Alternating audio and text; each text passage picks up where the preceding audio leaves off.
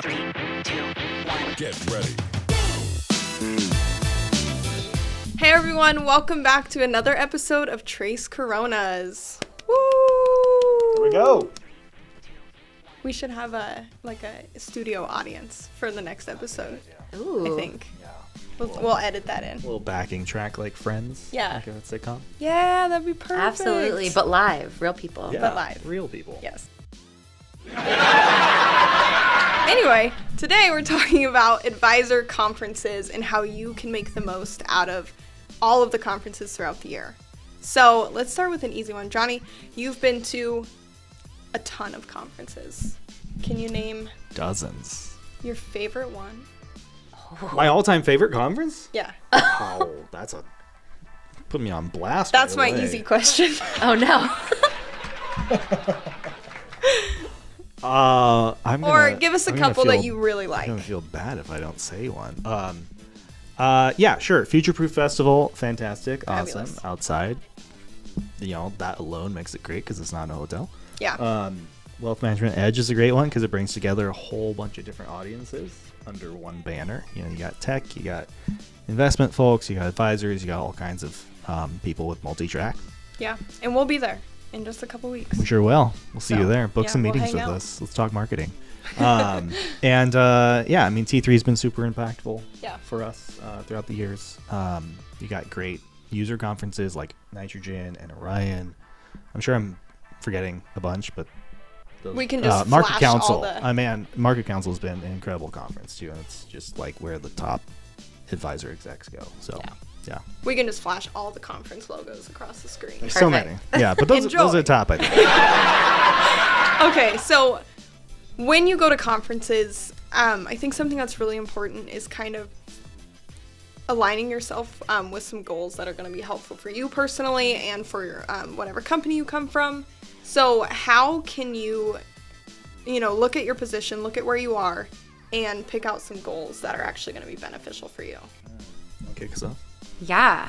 So a lot of these conferences have, well in advance, you can see what the keynotes are going to be, what the breakout sessions are going to be. So I would say taking a look at those, seeing what topics are going to be covered, and seeing which of those kind of align with where you feel like you have gaps that you want to bridge within your firm. Yeah. And just kind of going in with that mindset of like, these are the big things that they're going to discuss and that will be most helpful for me. Yeah, so like if it's, a conference that talks a lot about AI and tech, you can identify, what tech gaps you have at your firm and just anyone you might be interested in talking to that could potentially fill those. Yeah. Or just your personal knowledge. If you are someone that maybe doesn't have a lot of tech knowledge, you can go in with your own question. Just be like, these are the 3 questions that I really want to know the answer to by the end of this conference. Right.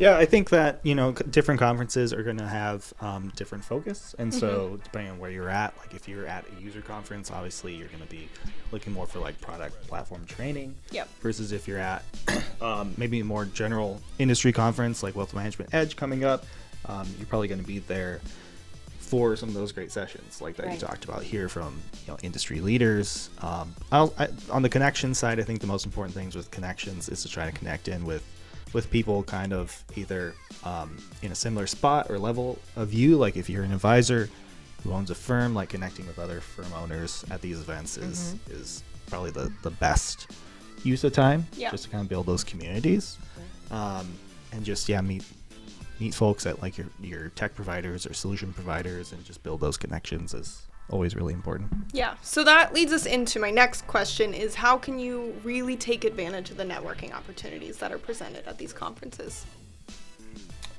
Ooh, I'd say like just first of all go to them. Yeah. A lot of people Step 1. a lot of people like skip out on like the happy hour, cocktail hour type of thing.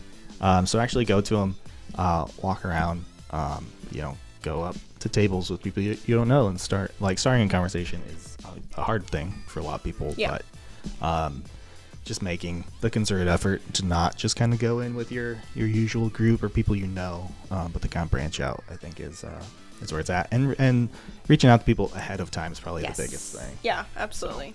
One of my favorite things that I like to do at conferences is go have breakfast with a bunch of people that I don't know, because I feel like that's when I'm the most energized, is right in the morning. I haven't been peopled out yet for the Yes. day. It's by the time the cocktail hours come, sometimes I'm like ready for bed. But first thing at breakfast, if I sit down with a group of people that I don't know and can really just strike up a conversation, even if it's just starting with, hey, this is my name, this is where I work, who are you, what do you do, how's the year going, you know, just, it doesn't have to be anything super specific, just have some general chit chat and then just really listen and look for opportunities to ask those more specific questions and build that connection. You got anything else? No. You guys covered We've it. hit it. A little alcohol never hurts. A little bit. Oh, yeah. Not a lot. A little bit. A little Not too much. Corona. Yeah. He's like, nice. Okay. So my last question for now is, I think a lot of people decide they want to go to these conferences, but then they get a little bit stressed out knowing that they're going to be out of work for a week. Yeah. So how do you ensure that like you're leaving your team in a good place for you to be gone for the entire week and to come back and not like feel absolutely swamped and not feel like you have to work while you're at the conferences too, so you can really like make the most of the events? Yeah, I would say planning ahead is like the biggest thing. You know, identifying all of the things that you're kind of responsible for throughout the week and then using your trusted team to kind of pick up those pieces while you're gone. I would also say it's really important to make sure that plan is like in writing.